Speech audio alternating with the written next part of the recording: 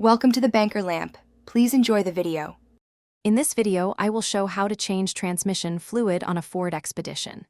Begin by parking on level ground and engaging the parking brake, then set wheel chocks behind the rear wheels. Raise the front end with jack stands placed at factory lift points and never rely on a jack alone. Locate the transmission pan and drain plug and prepare a clean catch pan and fresh transmission fluid. Use a drain pan and loosen the drain plug or carefully remove pan bolts to let fluid drain steadily into the container. Remove the pan fully if replacing the filter, catching fluid spills, and noting any magnet metal debris. Clean the pan and magnet with lint-free cloths and compare the color and smell of the old fluid to normal transmission fluid to gauge transmission health.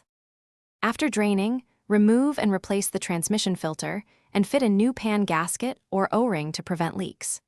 Reinstall the pan and tighten bolts to the correct torque in the recommended sequence to ensure an even seal. Lower the vehicle, add the specified fluid type through the dipstick tube to the approximate level, then run the engine and cycle gears to reach operating temperature before final level checks. Thanks for watching. If this was helpful, leave a like and consider subscribing. See you next time.